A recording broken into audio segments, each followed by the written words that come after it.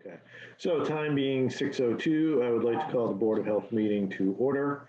All members present. The first item on our agenda for tonight is a renewal fee discussion and vote. So I'm just going to ask everybody that we allow ourselves some discussion on this before we make any motions, because there's a couple of things to cover. Marty, do you want to take lead on this? Marty made a suggestion to me a little while ago that we look at waiving some of the renewal fees this year. I know that the selectmen are doing the same, and a lot of the neighboring communities. And it will be a financial hit for the office, but I think it is a show of good faith to the businesses in town, because we don't want them to suffer any more than they've already suffered.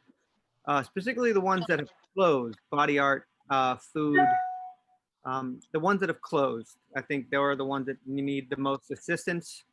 And I don't think it's a bad idea. I think most of the businesses would greatly appreciate as much help as we can give them.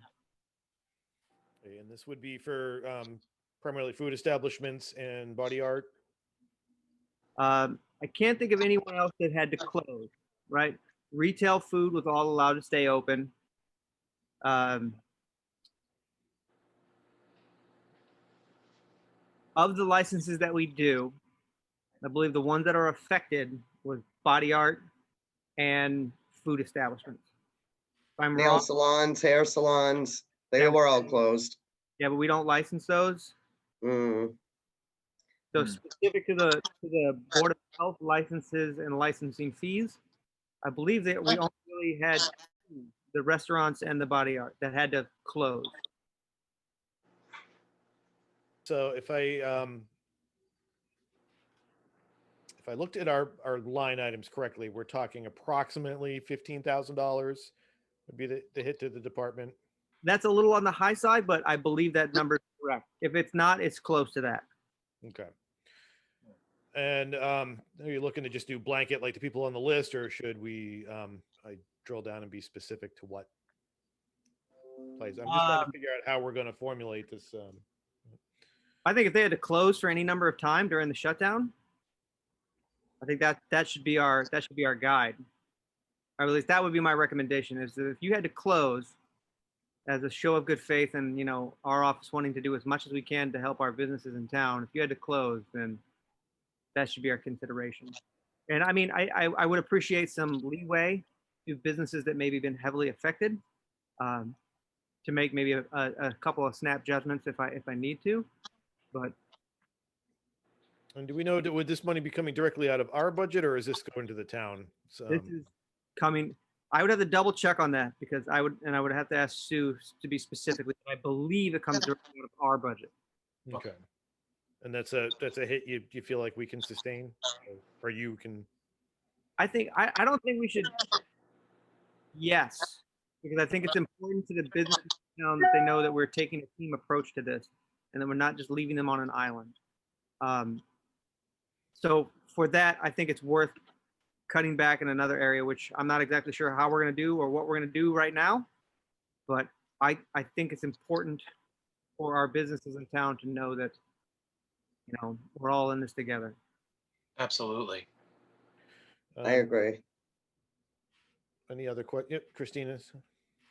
So, I mean, I completely agree with this. Just the logistics of this and how we're going to do this. Is it possible that as part of what the board can do is we can, for example, like delegate Marty, if someone applies for the waiver, that discretion to approve businesses that might have been impacted, but might meet like the parameters, that they had like a great hardship, but may not have been shut down. That way, like when someone goes for the fee, they could apply for the waiver and you could use your discretion. Is that something we can do? Or how do we authorize that? I think it would depend on carefully wording your motion, I guess. Right. I was just I'm told, not really making a motion, just asking, is that possible to just help with the logistics of it, to help this be smooth? I was just told that it's a hit to revenue, but it's not coming out of our specific budget. Thank you for that. I appreciate that, sir. Yeah, It's so the revolving fund. to answer Christine, I think we can. It would just we would need to specify that in the vote. Okay, and if we were to put something like that up for vote, is that something Marty would be comfortable with? I mean, I don't want to volunteer you, I guess what I'm saying, to make those judgment calls. Totally comfortable being volunteered for that. And I will let the board know shortly after I make any of those decisions. Like, hey, I believe this business XY holdings needed also to be included in the hardship fee waiver. And here's the why. And I mean, hopefully that would be enough. Imagine that's a Okay. much more pleasant conversation than you've been close in contact with. So- No, I appreciate it. I don't mean to muddle up the process. I'm just, kind of asking about the logistics and how we make this efficient, and less traumatic for everyone. I think it's perfectly reasonable. Yeah. That's why I asked that we have a thorough discussion before we put it to a motion, so that we make sure we word that correctly. So having said that, is there any further discussion? Can I add one caveat? Mhm. Since we all know that the applications are due by December 1st, and fees are doubled on December 1st they don't have their applications in, I would say any business that is it charges their normal fee, because it also takes our processing time and we have a lot to do too. So if you're going to be late, then you should have to pay. Don't be late. We'll get it done as fast as we can. All right. Anyone want to take on a motion for that? Yeah, but how do you want to word that? I mean, I'm glad to make a motion. Very carefully. I know exactly. And I always end up putting a foot in my mouth anyway. So, Well, I'll make a motion then to waive all the fees for the restaurants for the upcoming year and any business that was impacted by shutting down or otherwise from the coronavirus. I'll second that motion. Can I make an amendment to that motion that it's done What did I forget? at the health director's Yes. discretion, and that fees need to be paid before by the due date in order to apply. I'll second that amendment. All right. Any further discussion? So all in favor, say aye. Aye. Aye. All opposed? And that passes unanimously. Excellent. Thank you, everybody. So the next item on our agenda is a favorite. It's a classic, COVID-19 update. Mm. So I had a whole thing prepared today, thanking everybody for having a safe and, from what I can understand, relatively boring Halloween. And then the governor gave the update at about 1:45 or so, 1:30, for modifying orders 53, 54, and 55. 53 is the limiting hours for alcohol for certain businesses, and the list is on the website. If you go to abingtonma.gov/health department, click on the link and you can read the PDS for yourself to figure out exactly what order 53 affects you.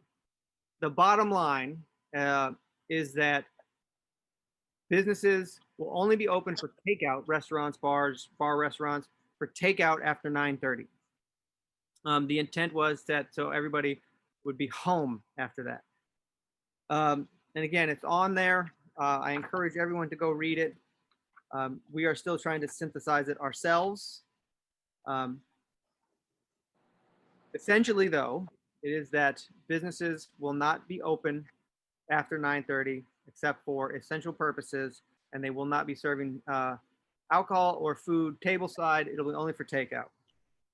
And there is a laundry list of the businesses, facilities, and activities who are subject to this daily mandatory closing period. It's on page 3. And it affects a lot of the businesses in Abington. So please read it. Please familiarize yourself with it. If you have questions about the specifics, call the office.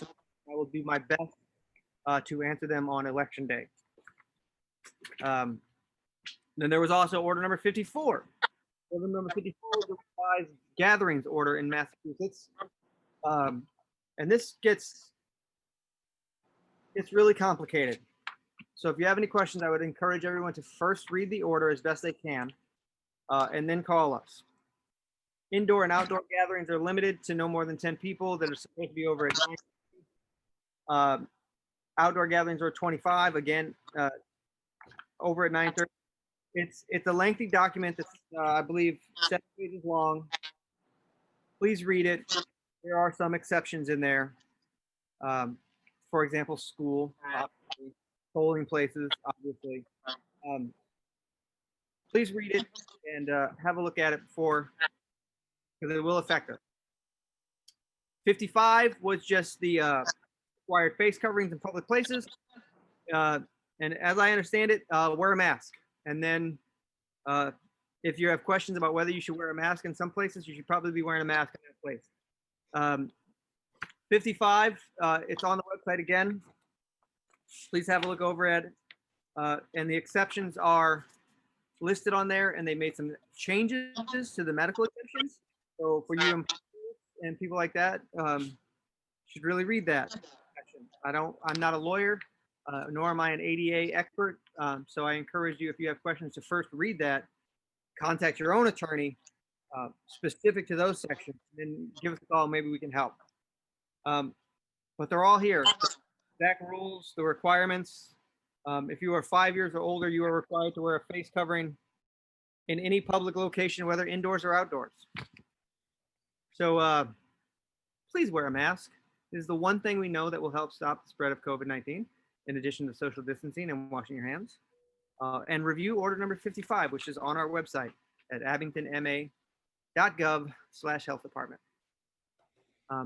I eagerly wait some questions tomorrow, and all of these new orders go into effect on Friday at midnight, 12:01.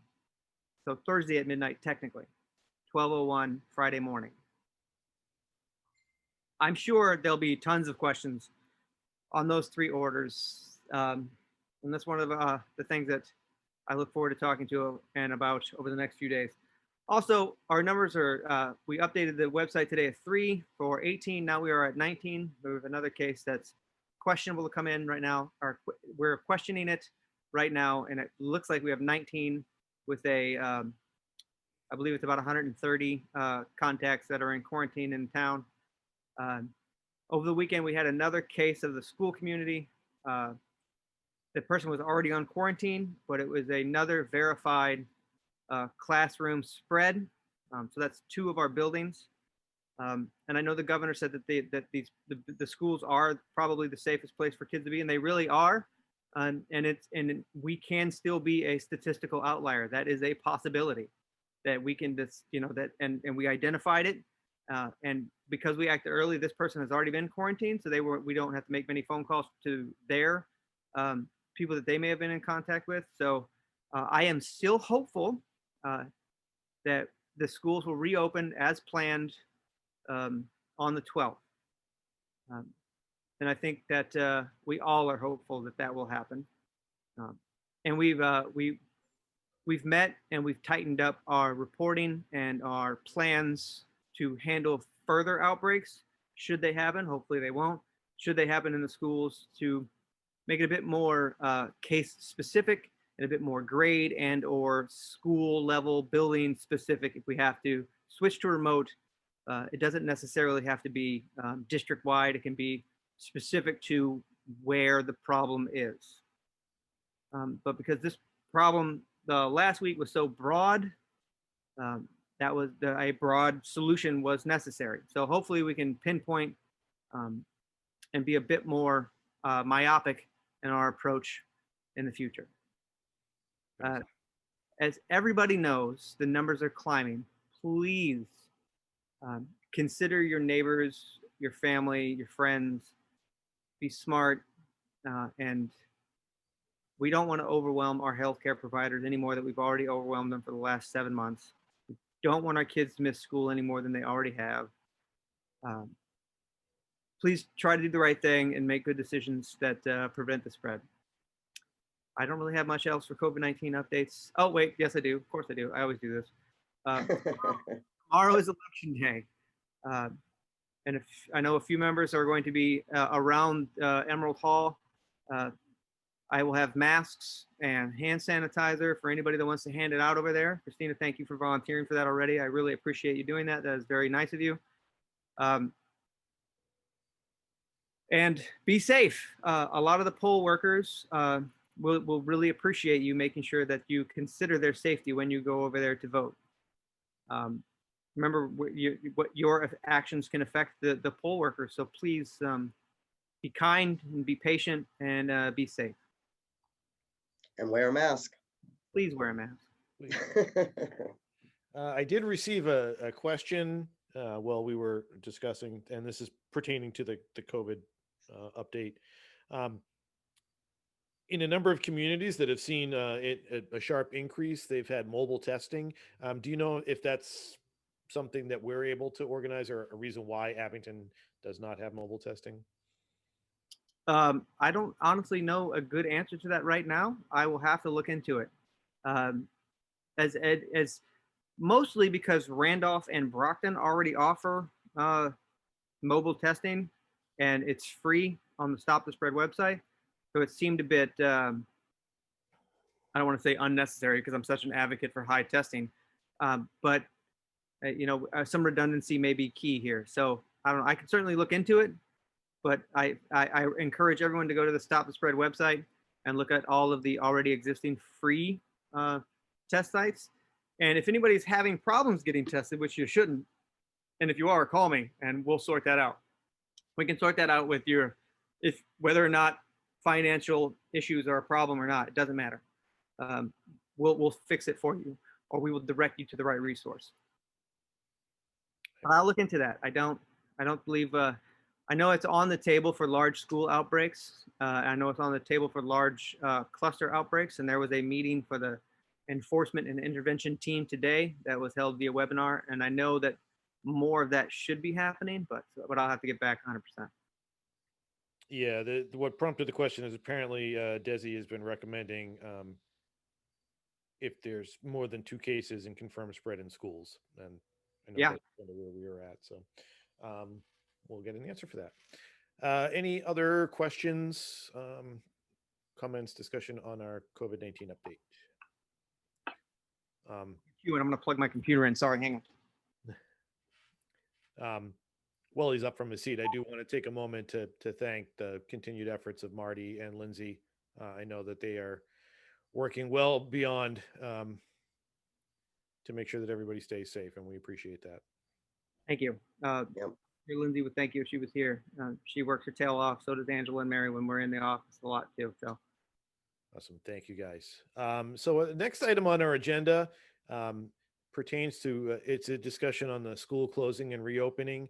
And just in case anybody is tuned in, I just want to be clear that this is not something that we're voting or debating. This is just sort of a real quick post-mortem of the decision making that went in, explaining the decision making that went into closing the schools down and any information relevant to reopening. So I will defer to Marty on that. So we've already kind of established what our reopening criteria should be. Again, that decision is going to be made by the superintendent, but of course is going to base it a lot on our recommendations. And our recommendation will be, if we have not identified any more classroom spread, school community members, right, when they spread it to other school community members, that's teacher to student, student to teacher to teacher, you get the idea, right? When we've identified that is stopped, then I believe it'll be safe to reopen the schools. And I am hopeful we will have an answer to that next week, because based on incubation periods, we really won't know that we've kind of nipped it in the bud, or we've quelled, or we put out the fire, whatever analogy you want to use, until next week when those incubation periods can kind of develop. And that's not to say that one of those people can get it from somewhere else. We will thoroughly investigate as best we can. Remember, we're only as good as the information we're given. We will thoroughly investigate as best we can where that contact or where that positive came from. If the quarantine, if the student got it from another place or a teacher got it from another place, and then they brought it back to their already quarantined family member who's also a secure community. Like we will investigate that as thoroughly as we can, but we won't really know until next week. Are we on track as of right now? Yes. Are we better off or worse? It's really tough to answer that question because of the nature of incubation periods. I just can't tell you that it will be hunky-dory next week when I really don't know. A lot can happen. You saw how fast we had to act last week. It can really, when the fire's lit, the right answer is to get out of the building, to borrow that analogy. But I won't know until next week. Is it trending the right direction? Yes. Am I hopeful? Yes. But I also want to be realistic that we don't know right now. So there's just a lot of this is just what we have to wait, because the way that viral infections and the way that these kind of things work is there is a significant lag time. I know people have heard this in press conferences and all of these things in the past. What we do today, we will not have results of till 2 weeks from now. And what we did 2 weeks from when we should have done is what affects us today. 2 weeks ago affects today. Today affects 2 weeks. That's just the nature of the beast. Mm-hmm. So we won't know the answer. I'm hopeful. Lindsay's hopeful. Looks like we're going in the right way. But all of that can change tomorrow, for the better or for the worse. Oh, and the lightning fast, the fulminant nature of the decision to close, our decision to talk about it, was if this is the kind of thing that we really shouldn't delay. Because if we say, okay, come back tomorrow, we are taking the risk of infecting more people after we have verified classroom spread. And that should be a non-starter for it's a non-starter for me. If I can't look you in the eye and say, no, there hasn't been any classroom spread, then I don't think they should be in there right now. Let's wait. Let's figure it out. And this is in no reflection of the school or the school's capabilities to keep students safe. Our teachers are awesome. Our administration staff are doing the best they can. Our nurses are great. It just, these things are outside of our control. So everyone, please be patient. I think school will be back in on the 12th, and I'm hopeful that they'll finish the rest of the year and they'll finish next year. But we did what we had to do because it felt like the right decision at the time. And I apologize for the short fuse that it had, but that was necessary to prevent an infection the next day. And again, sorry everybody. I know, I get it. I have 2 kids in the Abington school system. I understand. It stinks. Don't apologize, Marty. You're trying to keep us all safe. You're doing the best you can, and I appreciate it, and I'm sure everybody else does. Thank you for saying. Yeah, and that's why I thought we should have this discussion, because I know a lot of people were sort of taken aback by the speed with which it happened, but that was best practice. There was sound reason for that. That very, very small window of opportunity you have to catch people before they're infectious. So hopefully that helps people understand. Yeah, and it's better to be proactive than reactive. So thank you, Mark. I did just get another question, and this probably, this pertains. So the question is, how are we keeping people safe when people who are supposed to be quarantining are not quarantining? If you find out that someone's not quarantining, and you can send me a message and I will call them. And if they're not quarantining when they're supposed to, we have mechanisms in place for finding and for making sure that people remain on quarantine. Yeah, and that's been an issue lately. I'm not gonna lie, people, please abide by quarantine, because when you don't and then you test positive, you affect a lot of people, and a lot of people get affected by that. Please. And I think it's worth reiterating for people that we're only as good as the information we get. Although almost all of our board members are active on social media is not the place to report people breaking quarantine. You need to call the health department at 781-982-2119 and let us know. We can't act on hearsay. We need a report. And if you don't feel comfortable doing that, the DPH has an anonymous complaint line. Every complaint that I get that's anonymous is printed out and put in a binder. I can't act on all of them simply because I might not have enough information, but they are all investigated as best I can. and I get them. I see them. I know a lot of the issues that people are reporting. I agree with them, and we do the best we can to fix them. It's not fun. And as I know, like we all want things to get back to what we remember. We got to get the numbers down, and that takes effort from all of us. So, I'll just also say really quickly, because for those of us that aren't on the board is not the police force for the safety of this community. For those of you that are listening, us as community members, we need to be on the same page about the safety precautions. That's the people that joke about it, put a stop to that. Your neighbors that aren't following the rules, you need to vocalize and try to enforce this and enforce safe measures. And above all, be an example. Us as a community, we cannot police every single individual, but if us as a community can all agree to these safety measures, we can do things like keep small businesses open and keep schools open and such. But it does require all of us to come together on this to make this happen. So there is responsibility on the Board of Health, but there's also responsibility on the citizens in our community to support these measures in your little sphere that you do have influence, whether you're a teacher or you're an EMT or even in your own workplace. So keep this message alive and support it and continue to add validity to it. If you wish to see, and this is the real thing at risk, our businesses continue to stay open, our schools not getting shut down, and for these board meetings not to be so depressing. So, Or virtual. or or virtual. virtual. So that's my 2 cents. Do your part, people. Yes. Any That any further discussion on school closing or reopening? And Aaron, I'm presuming no one's chimed in on the Book of Face. No, we've had one question that I think we covered without having to address it. So, Okay. So the last item on our agenda is a bright spot. Marty has a flu clinic update for us, which Finally, good news.